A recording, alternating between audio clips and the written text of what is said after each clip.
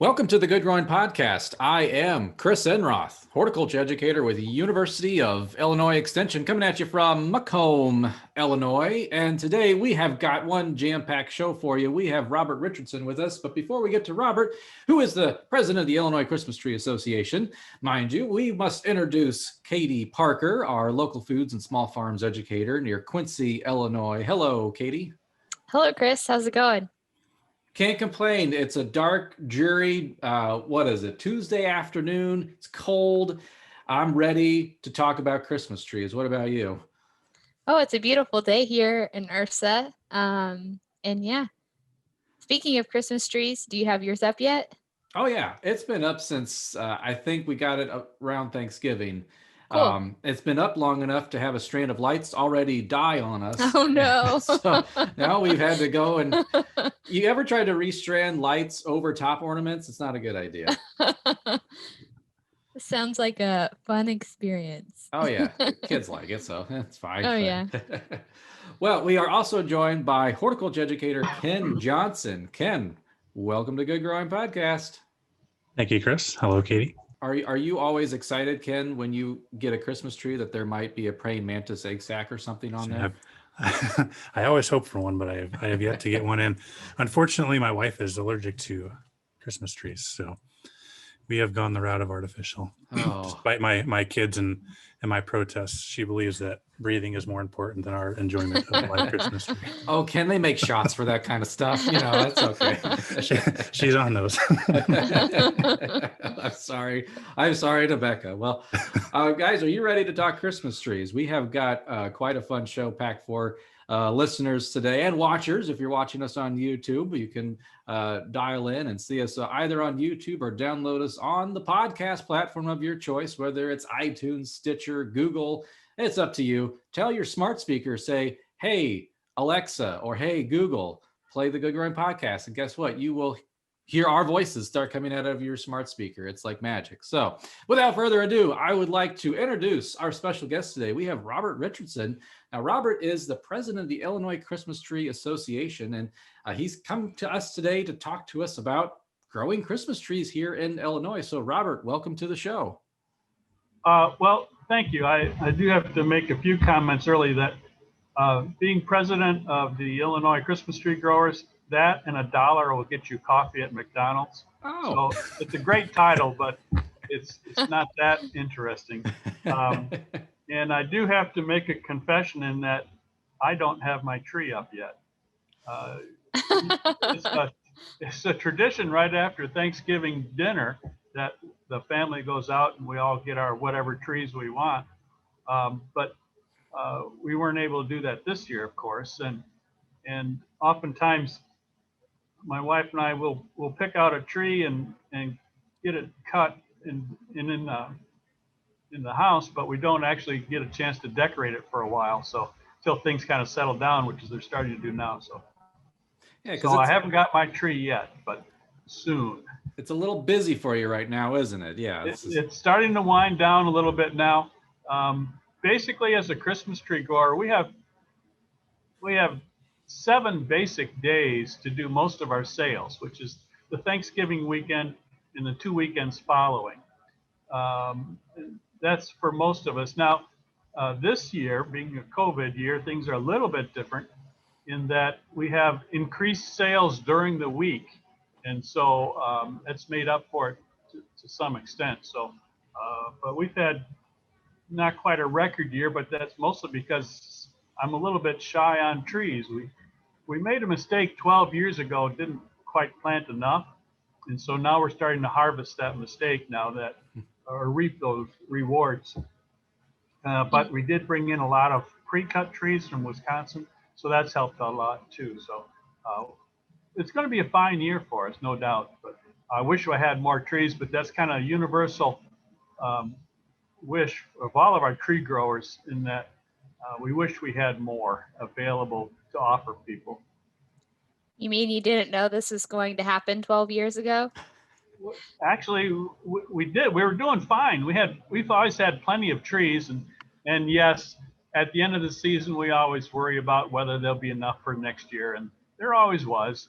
But the last couple of years, we had to quit kind of early. And so this next weekend will be our last weekend, where normally we could go up pretty close to Christmas, but we're going to actually have a real close after this weekend, this Sunday coming up, because our trees are getting shorter, and we want people to pick out one that they're interested in. That'll make them happy.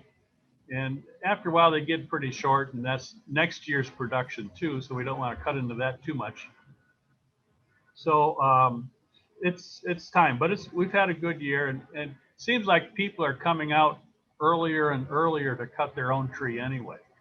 Some folks can hardly wait till Thanksgiving, and that's when we open, is Black Friday, the day after Thanksgiving, and that is the biggest sales day for a Christmas tree grower, is that Black Friday. That's when our business starts out wide open, and then it kind of tapers off as we get closer to Christmas. So did you see the sales taking off kind of right away with cut trees this year? Sales just was booming, yes, right out of the gate. It was a little bit, for us, it was a little bit less than last year. But last year was kind of an anomaly. We had just had fantastic sales on that first day and the first weekend. But generally, on the Thanksgiving weekend, those 3 days, we sell probably close to 40% of our trees for the season. And then the next couple of weekends, things kind of taper off, and we used to have just 10, 15, maybe 20 trees a day during the week after school, and people would come out and get a tree at the last minute. But it seems like this year, during the week, we've been selling 120, 130 trees every day during the week. And so it kind of shifted a little bit away from the weekends, which is really a good thing for us anyway. But it's been a good season, no doubt. We're trying to catch up. We've been planting a lot of seedlings the last several years, and eventually we'll catch up with the demand. But it's a nice thing about the Christmas tree business. It seems to be a good demand for a live tree. Continues to grow. I think the interest in it is better and better. So I think it's a good business to be in. So Robert, I'm curious. Part of the Illinois Christmas Tree Growers Association, are you hearing from others around the state also that it's been a pretty good year? And is that kind of what the thermometer is? That's what we're sort of hearing nationwide, at least. Yeah. Well, I haven't polled our membership yet, but usually they kind of have gone along with the same process, same results that we have in years past. Usually the end of January, we have a little convention, get together and share stories of how everybody did. And it seems like if one person's having a good year, we all are really. It's kind of universal throughout the state. That the demand for a live tree is there, and I'm a little bit disappointed in that there aren't more growers participating in this, because, well, I'm prejudiced. I think it's a great industry to be in. I have a brother who's a school teacher, and that kind of works well into his schedule, in that he can plant trees at Easter and take care of them during the summer, and then sell them on weekends in the fall, and that works out pretty well for him. And you don't have to be a big producer, but the hardest part is waiting for those trees to grow. Right now, we've planted a lot of trees, but we still have to wait 7, 8, 9 years for them to be old or large enough to be taken as a Christmas tree. So that's the hard part, is waiting for that, especially that first season when you're ready to sell something. But I think the demand for a live tree is there if we can provide it, and that's why I feel kind of bad about, I know the artificial Christmas tree business is they advertise a lot up here in the Chicago area, and so that's kind of taken over some of it.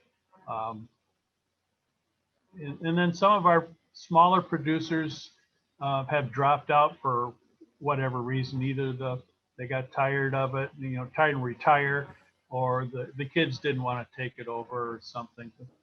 There's a number of producers that just sell a few hundred trees a year, and that's all they're happy to do, and that's fine. I wish there were more of them, though. Yeah, I've seen a few Christmas tree farms actually here in McDonough County. The 4-H program, they planted trees for they're going to do it as a fundraiser. Yeah. That was in 1940. They'd never harvested. So you can go back the extension office here, go into the woods, and it's nothing but honeysuckle and multiflora rose, but you get into this grove, this straight lines of, I think there's cedar trees. Yeah. And it's like you step into Narnia or something. It's like a totally different, there's a stark contrast between deciduous forest and suddenly you're in like a dense, evergreen coniferous hardwood forest. It's crazy. And it's interesting to see that contrast when you let a tree farm kind of go that way. But yeah, just sharing kind of what it looks like in the future. I was curious though, Robert, in terms of tree farms in Illinois, are a lot of them, like for cut trees? Is it go out, cut your own trees? What kind of tree farmers do you typically see in Illinois? I think for the most part, the farmers in this state are choose and cut farming, where you will give you a saw and you go out and find your own tree and cut it down. There aren't too many. There's a few, but not many that actually wholesale trees out to other tree growers or other lots per se. There's a few lots around, but most of the farms in Illinois, I think, are a choose and cut, where you go out and do that. And actually, many of us actually bring in trees from other states. Some, well, all the magazines tell you to buy Fraser fir, and so all of our customers, they come up, but we get kind of tired of the F word after a while. But where are your Fraser firs? And a Fraser fir is a great tree, but it doesn't grow real well in Illinois. It will grow up in the north where I am, but they tend to be kind of narrow and a little bit thin looking, but they're fine trees. But they're not a tree that you would get out of North Carolina or even northern Wisconsin or northern Michigan. And so there are alternatives that will grow better here. There's a number of varieties of trees that we have about 8 different varieties on the farm, but there's a Canaan fir, which is a cousin to the Fraser, and it just grows better here, and it looks essentially the same. You really couldn't tell a difference between that and a Fraser fir. So there are alternatives to the different varieties other than just a Fraser, but a Fraser is a fine tree. But if we do get a pre-cut tree, bring it down from Wisconsin or Michigan, generally we're going to be looking for a Fraser because they are good trees and that's what people are asking for. But the farms themselves, if they don't have enough to supply their customers with a choose and cut tree, then they'll bring in some pre-cuts like we have, like most everybody has, I think, a lot. Down in the southern part of Illinois, they really can't grow firs at all very well. So they have a lot of pines and some spruces and things, and different varieties, but they can't grow the Fraser fir or the Canaan very well down there. I think it's too hot during the summer.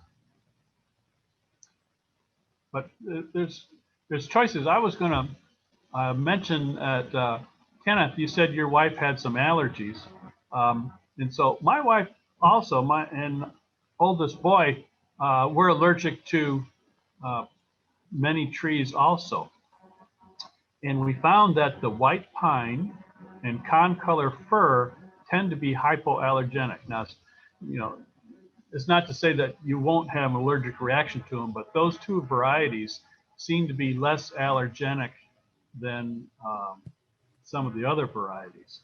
And so anything other than we use our favorite tree now is a concolor fir, and any tree other than that or a white pine. And within a couple of days, my wife will have a cold or sniffles, but those two don't bother her. So I'm just going to make a suggestion. You might want to try that sometime. I'll start hinting at those. Try hint at those and see if she's not too drastically allergic to it. They may work for you. No guarantee, but it's worth a try. There's hope for next year. There is hope. So Robert, you said conch color fir is is that one of your favorites? Is that sort of the top seller and the one you grow the most? Well, we grow quite a few of them. Again, everybody wants the Fraser fir. That's what we hear more than anything else. And we do have some. And if that's what you're looking for, that's fine. But an alternative, and the tree that we grow more than any, is a canaan fir. It's a CANAAN, and it's kind of a cousin to the Fraser. But it grows better here. It's more full, grows a little faster for us. And frankly, you really cannot tell the difference between that and a Fraser. So over half the trees that we plant are canaan fir. And then try to have enough varieties so that people have a choice of what trees they want. Not everybody has the same idea of what a perfect Christmas tree should look like. And so we'll have the con colors we like. Con color is a fir in that, but the needles on it are fairly long compared to the other firs. So needle is basically about like a Scotch pine, but they're not prickly. They're kind of leathery feeling to it and have stiff branches. All of the firs are going to have kind of a citrusy, orangey type aroma to them. So when you bring them into the house and you're decorating them, you should be able to smell this orange scent throughout the house. And so that's one of the firs. And then I have some Douglas fir. That was our first short-needled fir tree, and it's always done pretty well for us. It's a little bit lighter color, a little bit lighter branching than on the canaans or the Frasers, but it's a fine, nice full tree. You have some blue spruce. If you've ever harvested a blue spruce, they're wicked sharp, and you kind of almost need leather gloves to decorate those things. But they have stiff branches and a good place for ornaments, and it seems like many of the East Europeans in particular like the spruces, but they tend to be prickly. Blue spruce isn't too bad for needle retention, but the spruces in general don't hold their needles as well as the firs and pines do. So we don't want people to harvest those too early before Christmas, because we have some Norway spruce, which are beautiful trees. They're nice and dense and everything, but they just don't hold their needles very well.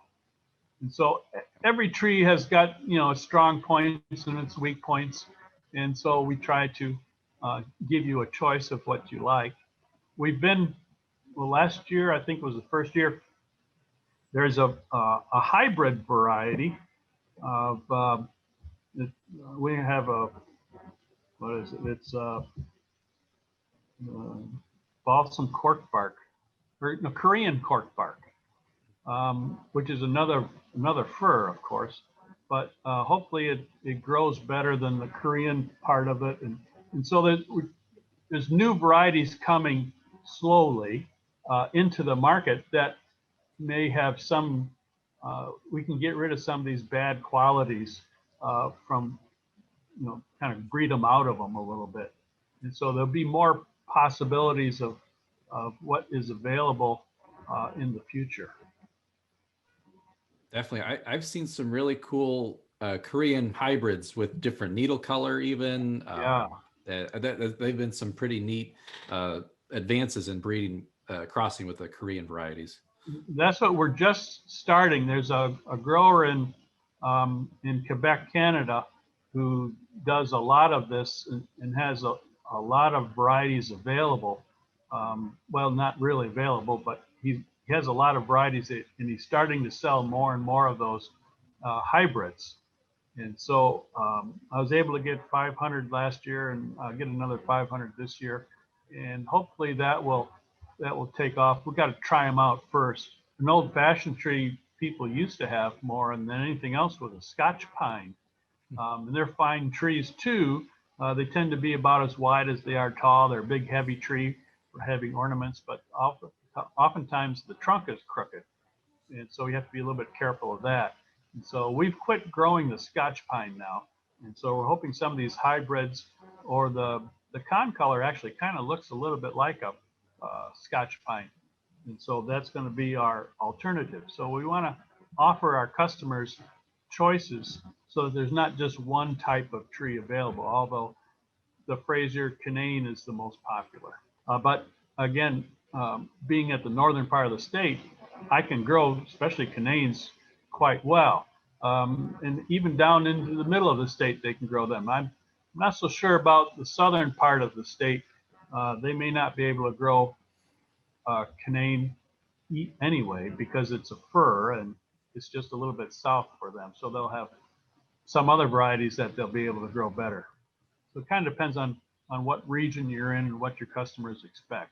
I'm kind of curious, Robert. You mentioned, kind of the plight of this year, and thinking back, upwards of 12 years ago of what could have been, or what should have been.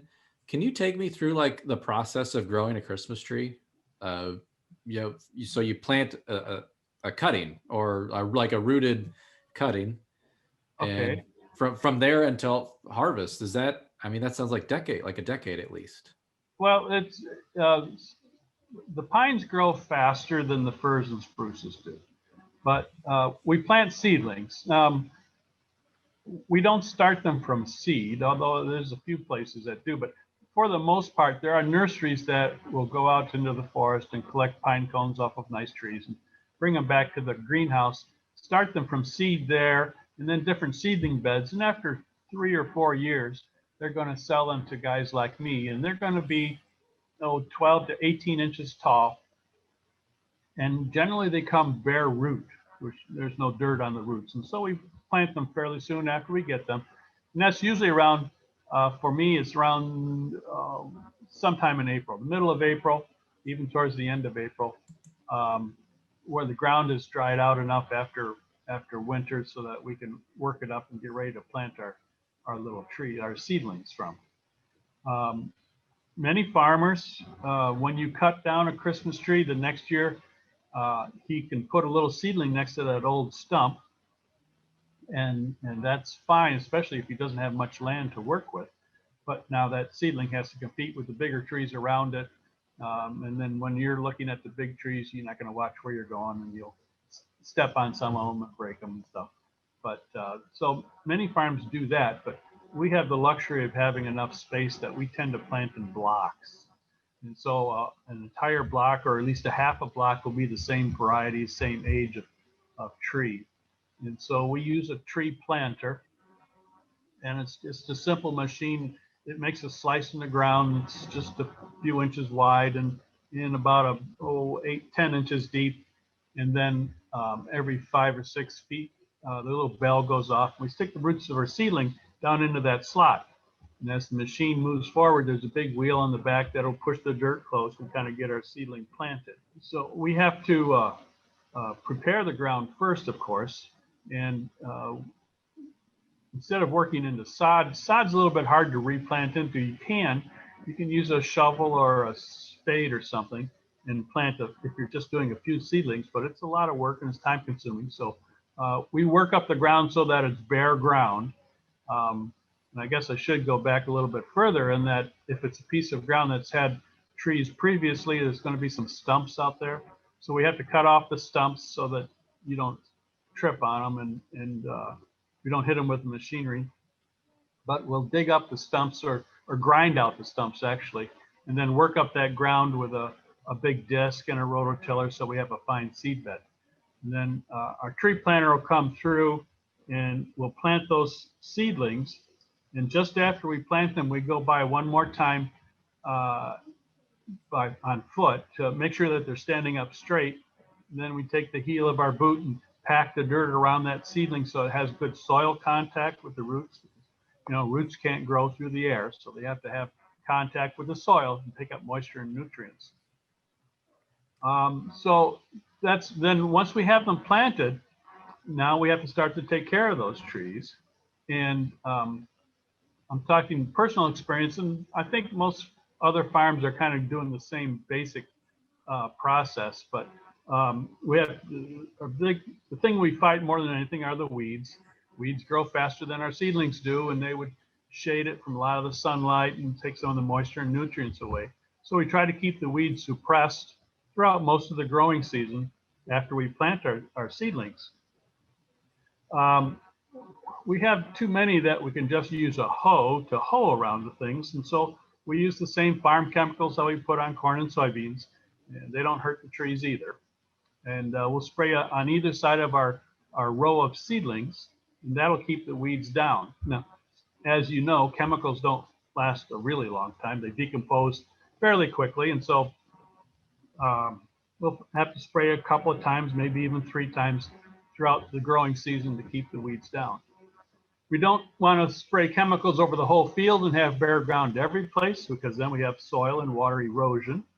And so we keep a strip of grass in between those rows, kind of hold everything in place. And we'll come back the next year. So, you know, the tree's just kind of getting established the first year or two, getting its roots down in there.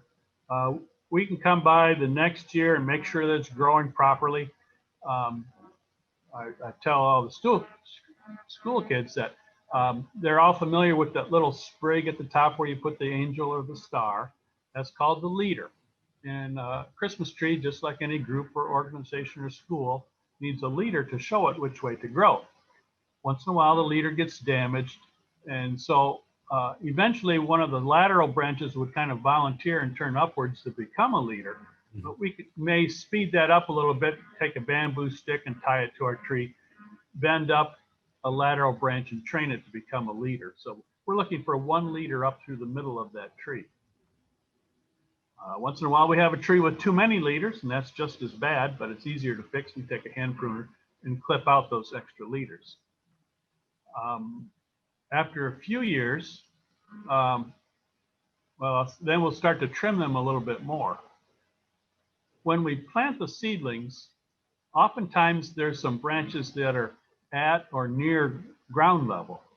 And as that tree grows, those branches will not grow up with the tree. They're going to grow out and they'll get bigger, but they're going to be attached right at near the ground level where they are. And a lot of farms will leave those on, especially if they're wholesale farms.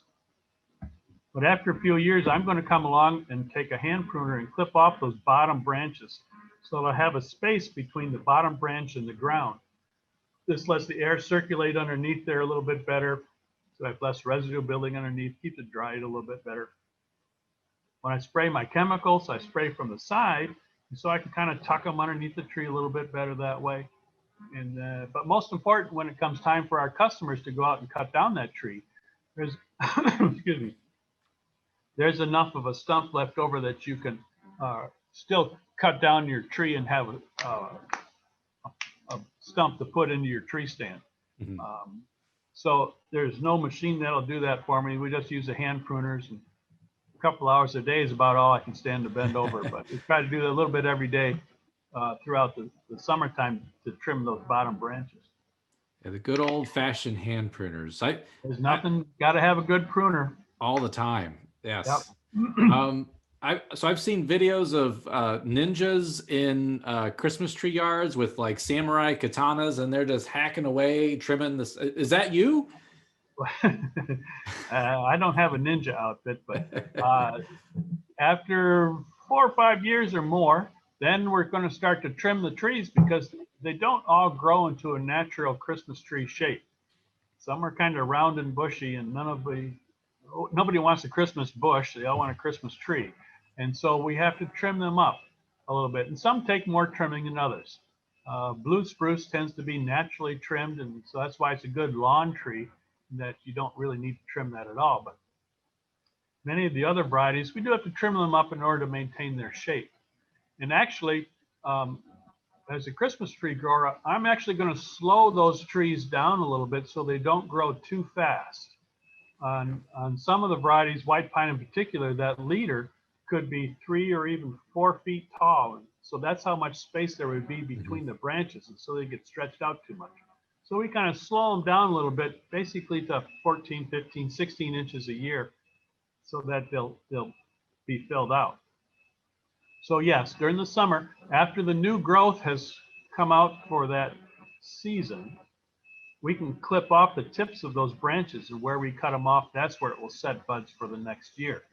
And so yes, we use it's not a machete, but it's a lightweight shearing knife.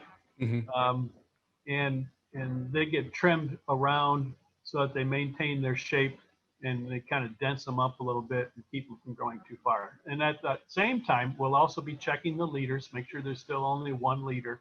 And so that's what we're looking for. And we don't want to do it too soon, because then the trees get too dense.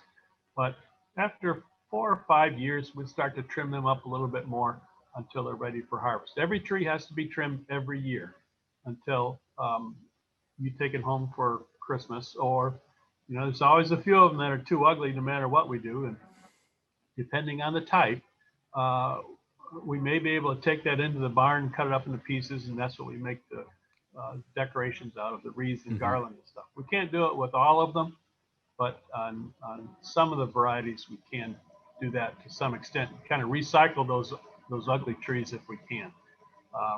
We don't have enough of those, which is a good thing. So we do go out and we buy boughs from northern Wisconsin or in Michigan that they've taken off of mature trees oftentimes in the national forests. They'll get a permit to take boughs off. And so we buy bundles of boughs to bring in for our wreath makers and our garland maker. So we try to use every bit as we can, but we can't do it on all of the trees, just some of them. And that's pretty much it. It's going to grow a fir tree will take basically 7 to 8 years, maybe 9. It'll be about 10 or 12 years before we get an entire block cleared off and we can replant that block again. So the last year or two, there's always a few trees left over, and there's usually a reason why they're still there. They're just not growing very well. And so we'll have to throw away a few of them.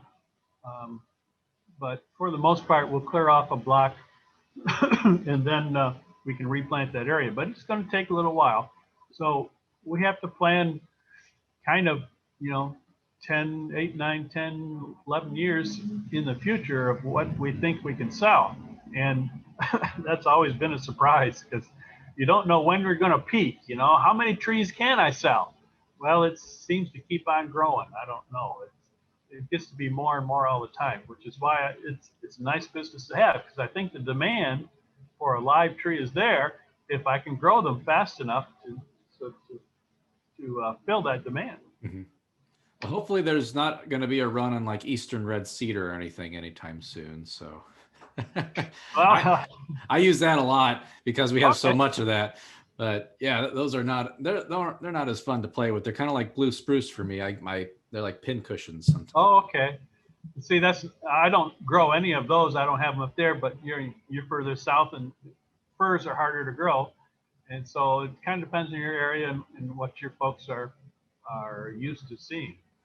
Most of the wholesale trees that have been brought in, pre-cut trees, probably a lot of the firs that those will come in from. They may come in from the Carolinas or West Virginia or Michigan. Michigan and Wisconsin are big tree states, and so they have northern part of those states.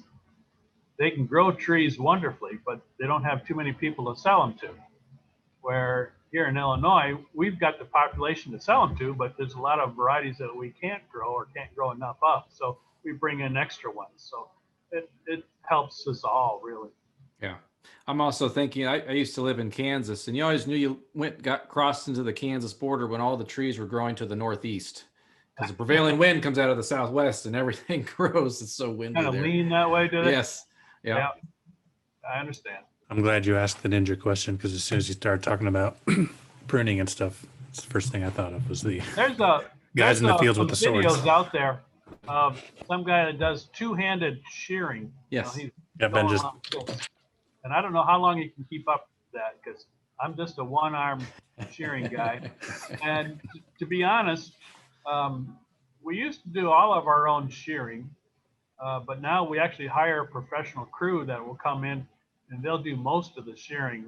Some of the medium-sized trees, I don't want them to mess with too much yet, so I still do my share of trimming and shearing, but I can't get anybody to do the bottom part very well, bending over and trimming that, so it's hard to find help to do that, so I end up doing a lot of that. But the bulk of the shearing itself, there are a few places where you can hire a crew to come in to do that part of it. You still have to go through and make sure that they don't miss something, or that they're not going to trim it exactly the way you would. But it's a big help anyway. Mm-hmm. There are some Oh. machines that you can buy for trimming the trees. There's like a sickle bar with a engine on your back, and there's a few people use those, or a heavy duty weed whacker type of thing that works pretty good. If you're not doing too many trees, I think that's fine, but most of them are kind of hot or heavy or noisy, and so I think in general, most people trimming a significant number of trees are going to end up using the good old reliable shearing knife that you see on the videos. They work just as well as anything. How long have you been in the Christmas tree business, and how many acres do you farm for Christmas trees? Okay. Well, we started planting about 1981. Dad got an idea. I don't know if he had some friends that were doing it or what, but he decided to put in some Christmas trees, and we wanted to try that. And we did make some mistakes along. The biggest mistake was we had an open spot in our little woods, and so we planted 1,000 Christmas trees in there. We planted them by hand, planted them 6 by 6, 6 feet by 6 feet. And then after we planted them, we went off and planted the corn and the soybeans, and came back a month or so later, and we couldn't find the trees anymore, because after he'd sprayed the grass with Roundup, and so now all the weeds could finally see sunlight, and so they popped right up and outgrew the seedlings pretty quickly. And so we had to find a little seedling down there and take a hoe, and we'd hoe around that, and then we could lay the hoe down this way and down that way, and there should be another tree down there. So then we'd hoe around that thing, and we did that for 1,000 trees, and I think we did it twice. And then we decided we best start using chemicals. So we'd take a stovepipe and put over that seedling and spray around it with some atrazine or something. And so that's how we got started. And then we didn't really know. We just got the seedlings from the local conservation district as an experiment, but we didn't really know what we were doing, obviously. And so we joined the Christmas tree organization, the Illinois Christmas Tree Growers, and there's a Midwest group and a national group, and start going to the different meetings and conventions. And that's where you learn how to grow a Christmas tree, is you get to talk with folks, and there is no right or wrong way in how to grow it. Everybody does things a little bit differently, whatever works for you. And then we kind of steal each other's ideas. And the nice thing about the Christmas tree organization, wherever I've gone, is that everyone is more than willing to share their stories or their expertise, and we're not really competing with each other, because there's enough business out there that there's enough for everybody, and we don't have to compete with the next door neighbor, and so everybody's willing to share what works for them and what doesn't, and so you can learn that way of how you want to do things. Everybody does things a little bit different, but it's worked out real well for us. So that was 81 is when we started. We sold our first trees in about 86, and we planted pines, and so they grow fairly quickly. And so we put up a sign on the couple of state roads that aren't far from us, and see what happened. And people started coming in, and one thing led to another, and then we started. After a couple of years, we planted some more, and it got bigger, and then we started planting in the corn ground, so we got serious about it, and just expanded that business as it went, and had a little 2-car garage that was our warming house. The kids gave out free cocoa from underneath the stairway from thermoses and stuff, and we made a couple of wreaths, and you start learning how to do things. And then as the business expanded, we had to build a bigger barn, and then we added on to that barn and added on to that barn again, and so now we have a nice warming house. We make most of our own wreaths and roping. We do buy a little bit of balsam roping that we make white pine roping. Most of our wreaths are individually decorated. So we kind of have that's what people come to expect from our place anyway. They individually decorated, and my wife is the main bow maker, and she got a couple of people that help her make bows. And so that's become a good part of the business also, in addition to the Christmas trees themselves. So it just, the whole business has kind of expanded, and I'm in a good location, the north side of Chicago, and there's a lot of suburbs and housing around us. And within an hour and a half drive, there's quite a few people. So there's no real competition. So as far as us tree farmers go. And so anyway, we like it. It's done well for us. And that's continued to expand. So a couple of years ago, we sold about 8,000 trees in one year. And last year it was down about 6,700 trees we sold. This year it looks like we're going to have about 7,000 trees we're selling. Black Friday last year we sold just over 2,200 trees on one day, which was just crazy. We just couldn't believe it. This year was just under 2,000 trees on Black Friday. So it's a busy day. We start out as fast as we can go. And then so again, that 3-day weekend, we sell probably 40% of our trees. And then it kind of tapers off as we get closer to Christmas. So it's a nice business. It's busy, but the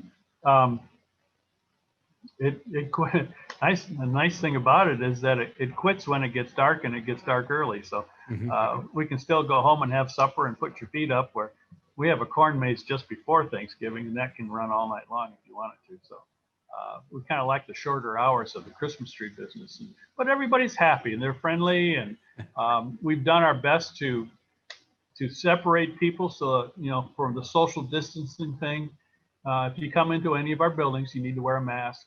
But being outside and walking through the fields, and if you're on the wagon, you need to ride. We have wagon rides out to the fields too. But our customers continue to come back year after year, and we get new ones all the time. And it's mom and dad, the kids, grandma and grandpa, and they bring the dog. And we have lots of dogs out. We allow, dogs are fine as long as they're on a leash. And so it's become quite a family outing to go out and pick out the tree for that Christmas and bring it back to ride on the wagon behind the tractor and bring it back, and we'll shake out the loose needles and wrap it in netting, and everybody gets hot cocoa afterwards. So it's a good start to the Christmas season. I want to come and visit. So that sounds amazing. So you're not only selling trees, you're selling memories and experiences. It's agritourism to its core. That's perfect. It's kind of a cliche, but we really are. I mean, you can get trees at Walmart and Menards, and they're fine trees. There's nothing really wrong with them. But when you come out to a place like us, like most of the Illinois growers, you're coming out to cut your own tree, and you can walk outside and get some sunshine. And some people can pick out the perfect tree in 10 minutes, and others takes them 2 hours. But we don't care. Just come out and enjoy yourself and find a tree that you like. Years ago, we had one customer that came after work, and he had a change of clothes in the back of his car, and he went out, and we didn't see him for a couple hours. We were kind of getting worried about him. But he came back eventually with a tree, and he said he just was walking around until he found a tree that spoke to him. And that was the important part. That's how I picked out his tree. Just a little Zen thing going on. And so it worked out fine that way. So everybody has their own reasons for coming. Some have a multi-family party, or they have wait for the college kids to come back, oftentimes from college. Not so much this year, but most years. And it becomes an outing, and it's a tradition for many folks. And so we try to make that as easy as you can. Again, we never have enough of the right kind of trees big enough, but we're trying. And but it's a nice business. Everybody's happy, and we do the best. National Christmas tree growers have a program, Trees for Troops, and it's been very successful. And there's a couple of pickups spots in Illinois. We are one, and the other one is down by Springfield. But growers will donate, and even some of our customers can donate a tree or the cost of a tree to be sent to the different air bases and military bases around this country, and some overseas also. We happen to be only about 20 miles from Great Lakes Naval Training Center, North Chicago. And so we are able, in addition to just donating trees, we go over and help distribute the trees to the sailors. And so we just did that last week. And it's just nice to find your end customer. Now, our trees, it's odd that our trees went up into Wisconsin, some Fort McCoy or someplace, I think, up in there, rather than the Great Lakes. And the trees that we distributed at Great Lakes actually were Canadian balsams that came from some places. But they were fine trees. But it's nice to see the young families come out, and so we go over and make a fresh cut and talk to them about the different kinds of trees that are available or how big they want for their house. And many times these are all young families, and they've never picked out a Christmas tree before, or they don't know much about it. And so it's nice to talk with those folks, but that's a good program that National offers. We have had, I know a couple years ago, we had an ex-soldier said he was over in Afghanistan, and one of the Trees for Troops trees was there at the base, and it kind of brought home to them, to the soldiers so far away. This is a part of home, and reminds them of that too. So it kind of brings everything together. So it's just another thing that we can do. Try to encourage more growers to donate more trees. It's been a good program, but it's kind of fun too, just to help see those new families, in addition to our own customers. When they come and pick up the tree, and the young kids are all excited, and who gets to cut down the tree, and sometimes they take turns sawing it down and see how far they can go. But I'm kind of repeating myself now, in that it's just everybody's happy at this time of year, and it's not very long, and the new year will be here, and we'll start again. We have more trees planted for next year. We'll plant more and more until we catch up with the demand. But that sounds like a wonderful gift. You know, my wife was a contractor at Fort Riley. I think the things we don't remember or realize all the time is that a lot of the soldiers, they're young, they're fresh out of high school, they've left home, and this Christmas tree during the holidays, that can be a wonderful, just kind of touch back to the years past. Yeah, they can reconnect with the home, no matter where they are in the world, really. Yeah, or in different part of the country. But it's a good program. So we've done that also. We're participating in that since they started, really. My sister-in-law is on the Christmas tree promotion board, and so she keeps us going on that too. So. Well, it's a whole family affair, it sounds like there. So yeah, well, it's a family farm that we're at. There's my brother and I, and then his son. So there's 3 families on the farm. It's just, we grew up, this was a homestead farm. And so we've been there since 1836, 1840. So we're just not farming like Grandpa used to anymore. We farm a little bit different, but we're still here. So that's what we do. Well, very good. Well, and we can also link to Trees for Troops to their That'd be a good online thing, yeah. page. Yeah. Awesome. Awesome. Well, Robert, I feel like we could talk forever about Christmas trees and growing them, but we are also a question and answer show. So wondering if you might help us answer some of these questions that have come in through various means, whether through social media or into the extension office. So Ken, would you mind kicking us off with our first question here from Facebook? Sure. So this person has a question. Is this true? Before watering your tree, boil the water first, let it stand for 5 minutes, and then water the tree. Supposedly this will keep the sap from getting hard and allow the water to be taken up easier. And the reasoning is that cold water will clog up the openings with sap, and your tree is going to die quicker. Well, I don't know about dying quicker, but I've heard that before. Use hot water or warm water to put on the tree, kind of loosens things up a little bit initially. After that, you're just going to use regular water. And I suppose that wouldn't hurt. I've not heard about boiling it and then leave it sit for 5 minutes, but that would probably be fine. Most important part, though, is to never let it go dry, because the first week in particular, that tree could take up a lot of water. And so you need to keep track. If it ever gets out of water, then presumably you should make a fresh cut on the bottom to open up those vessels again, to start taking up water. But nobody's going to do that because you got it decorated already. So just don't let it run out of water. That's the most important part.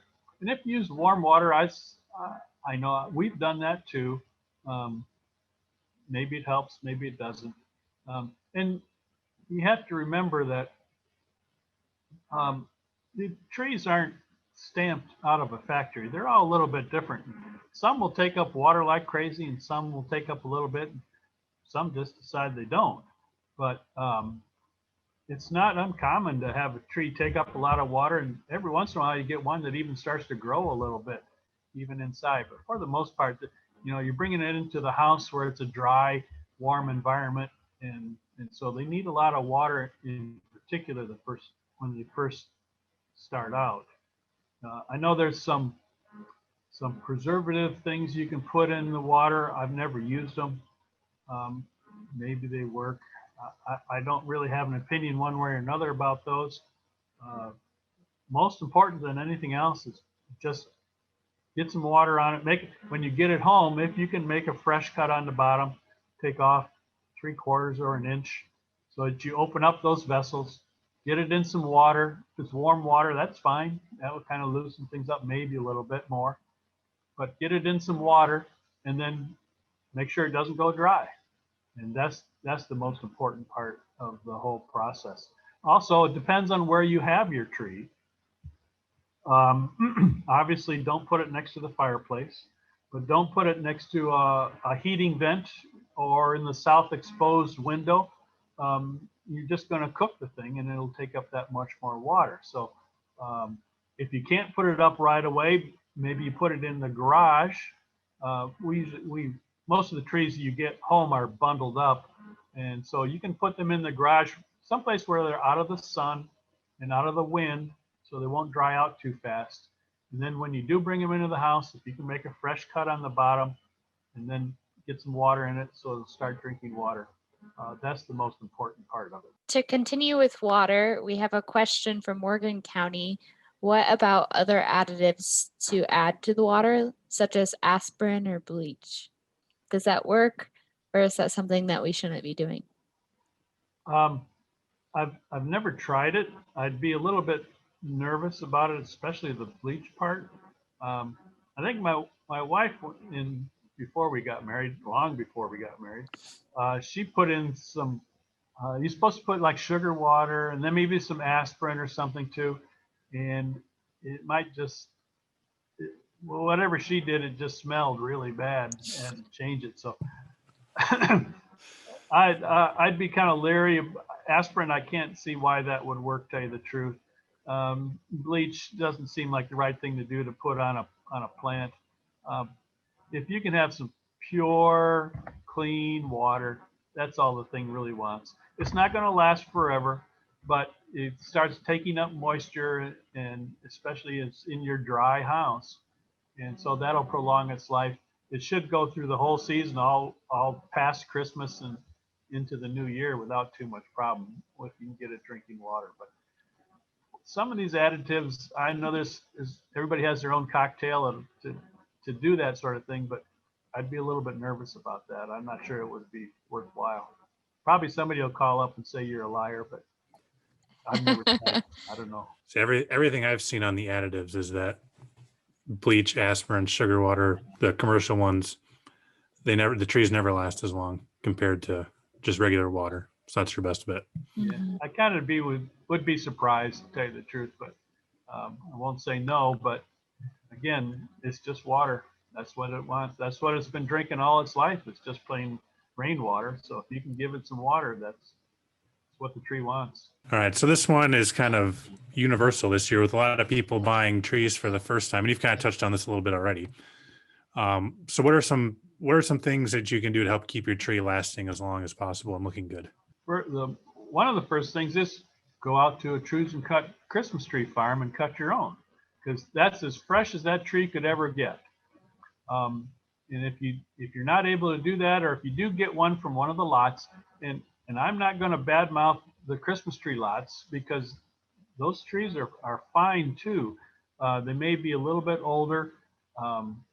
Nobody really knows how old the pre-cut is when we bring them in on a semi, because that wholesaler is they cut those trees and put them into a big pile, and then they take them out of the big pile. So nobody knows exactly when that tree was cut. And some can get harvested fairly early in the season. So they'll be a little bit on the old side sometimes. But if you want a tree to last as long as possible, then I would cut your own at a tree farm. And then again, it's a bit of a variety thing. The spruces won't hold their needles as well as the firs and pines. So if that suits you, that would be better still. And then when you get it home, if you can make a fresh cut on the bottom before you put it in the tree stand, whether it's right away or if you have to leave it in the garage for a few days, it shouldn't make much difference. But you get it drinking water, whatever you do. Even if you buy a pre-cut tree from a lot, you're still going to need to make a fresh cut on that bottom of that stump so that you can open up those vessels, because they've sealed up with the sap and stuff. And so open that tree up and get it watered, and then have it in a place where it doesn't have sunlight shining on it. It's not next to a heating vent or a heat source of some kind, so that it won't dry out prematurely that way. And most trees should last throughout the season. Once in a while, you get one, no matter what, that just decides to die right away, but that's unusual. You get a fresh cut tree and it should last the whole season, more or less, depending on the number of little varieties or conditions there, but they should last fine for you. So our next question comes from McDonough County, and they're asking, can I burn my Christmas tree in my home fireplace once I'm done with it? I wouldn't if I were you. I'm pretty sure the insurance company would just kind of faint if you heard that you were doing that. They can be quite combustible, and you certainly don't want to start with a chimney fire. So it would be best is after you take that Christmas tree down, you can put it in the backyard and use it for feeding the squirrels or the birds or something on it if you want, or put it out or take it down to a recycling center, and there they will chop it up and turn it into mulch. And some places they'll give you the mulch back to put on your flower bed, and otherwise they'll use it someplace else. But you can recycle that tree, get it chopped up and turned into mulch. But to try to burn it up, that's kind of asking for problems, I think, later on. Don't do that. No, I don't want to do that at all. A little too resinous there. Yeah. Yeah, there's a lot of resin in it, and it's oftentimes they won't burn as well as you think they will sometimes. Oftentimes those trees are still green at the end after Christmas, and they they may not burn all that well, or if they're dried out really quite a bit, then they're just going to almost explode. So in either case, they don't make good firewood. So just take it outside as soon as you're done with it, and either use it as a animal refuge or have it recycled in the chips is the best thing to do. All right. And then our last question comes from Adams County. This person wants to know, they want to grow their own live Christmas tree, but will digging it up damage the roots? Well, you can. We had a friend some years ago that did a few of them, and for the most part they lived. But it doesn't work very well for many people because yes, you are going to damage the roots. But the biggest problem is that you've got a 300-pound ball of dirt you have to drag across the living room carpet. And you can only keep a live tree like that in the house for, a week, or maybe 10 days at the most. And you have to have a hole that's kind of pre-dug. If you put it in the garage, then those, the roots are going to perhaps get freezer burn on them. So if you pre-dig the hole, and so that you can put it in the hole and kind of get it warmed up a little bit that way. But that's a lot of stress for a tree to go through. You've trimmed off the roots, you put it in a dry environment. It's not been able to take up much moisture, and now it's going to start all over in the middle of winter. And you can do it, but oftentimes it doesn't work very well. It's a nice idea to have a fresh tree, but people shouldn't be overly concerned about cutting a tree down and then throw it away a month or so later, because for most of us, this is just a crop. It's just like corn and soybeans, in that for every tree that you cut down, I'm going to plant 1 or 2 or 3 more in its place. and they're going to grow, and while they're growing, they're cleaning the air, taking carbon dioxide and give off oxygen, and they're a refuge for any number of wildlife, rabbits and birds and things in there. So it's a crop for the farmer, for one thing, and it's just a lot easier to do. So don't feel bad about cutting down a tree and using it just for one season. It has been done where you can put a live tree in the house, but you can't keep it there very long, and it's a lot of more work too. Because, like I said, you got a big ball of dirt you have to take care of, and then you have to replant that right away. If you were in the southern part of the state, maybe you could get away with it a little bit better. I don't know, but up here in the northern part, it's pretty hard to do. To plant a tree in the middle of winter, I wouldn't expect good results, except very rarely. Well, that was a lot of great information. Robert Richardson, farmer, grower, and president of the Illinois Christmas Tree Growers Association. Thank you so much for being on the Good Growing podcast today.